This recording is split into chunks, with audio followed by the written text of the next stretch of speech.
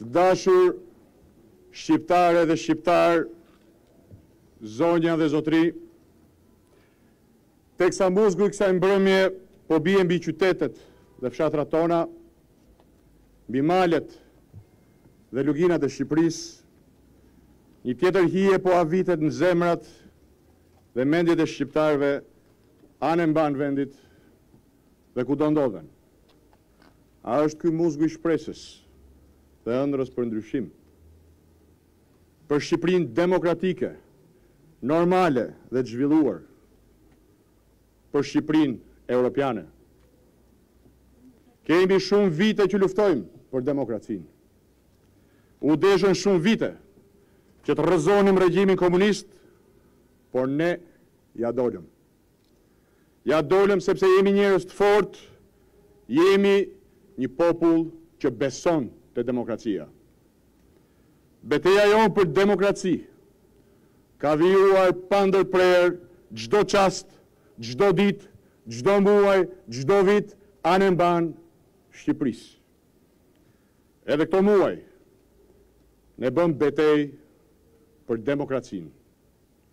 Unë besova se falë fuqisë së mrekullueshme të popullit tonë, ne do ta fitonim dhe do t'ja kthenim Shqipërisë demokracinë.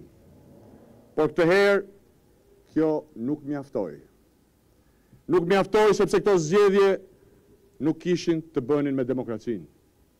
Ne hym këtë betejë jo me një kundërshtar politik, por me një regjim që bëri gjithçka për ta shkatëruar garën e ndershme elektorale. Ata ndryshuan kushtetutën dhe kodin zgjedhor duke thyer të gjitha rregullat.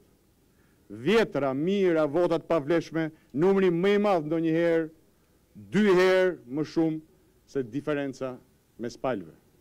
Miliona euro të hedhura për të realizuar blerjen më të madhe industriale të votës, duke shkaktuar deformimin më të madh të vullnetit zgjedhësve.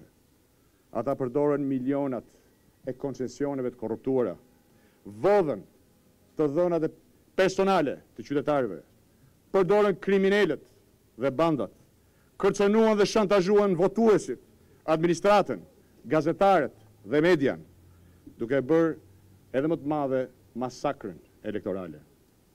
Edi Rama ka bashkëpunuar dhe vazhdon të bashkëpunojë hapur me përfaqësues të krimit si Ton Doshi, që kanë gjithë botën demokratike kundër. Ai kandidoi përsëri përfaqësuesit e krimit në listat e tij.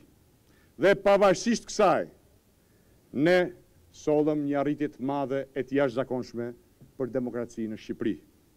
Ne u bëm më të fortë, ne jemi më të vendosur se kurrë.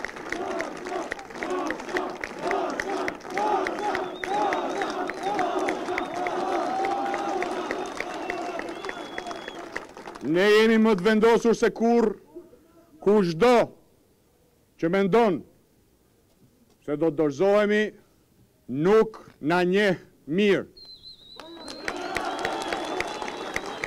Ne do të vazhdojmë betejën me gjithë fuqinë tonë. Ne do të vazhdojmë të luftojmë me gjithçka për demokracinë. Ne do të vazhdojmë të luftojmë deri në fitore, sepse misioni ynë është më i madh se të gjithë ne.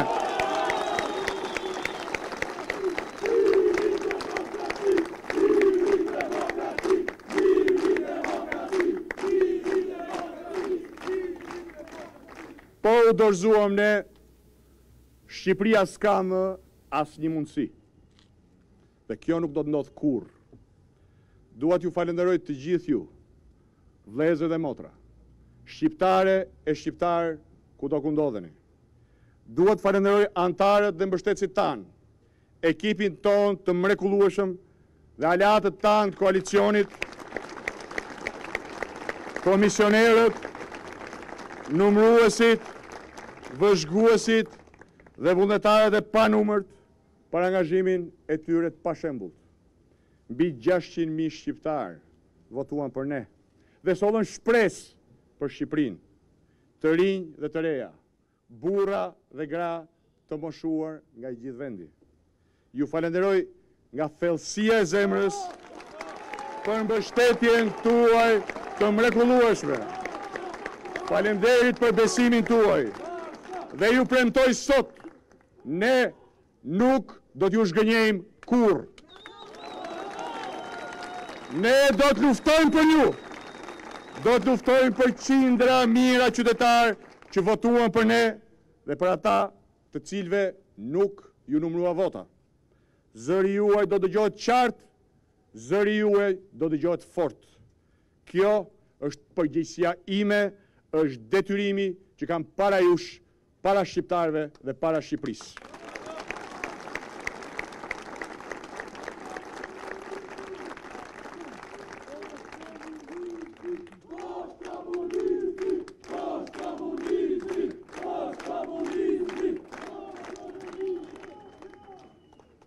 Nata që ka rënë sonte, njësoj si hijet që ja viten në mendjet e zemrat e shqiptarëve, do të davaritet. Dielli do të ngrihet përsëri nesër mbi horizont, dielli i shpresës për Shqipërinë. Fryma e ndryshimit që ne gjithë bashku sollëm anë mban vendit, është më e fortë se kurrë. Ne jemi më të fortë e më të vendosur se kurrë dhe të fortë do të luftojmë çdo ditë, çdo natë, do të luftojmë çdo çast për të mbrojtur demokracinë dhe për të sjellë bashkë një të ardhme më të mirë për vendin tonë, për familjet tona, për fëmijët tanë. Betejë vetëm ka filluar dhe ne do ta çojmë atë deri në fund, deri në fitore. Demokracia do të fitoj dhe Shqipëria do të fitoj. Faleminderit, Zoti e bekov Shqipërinë.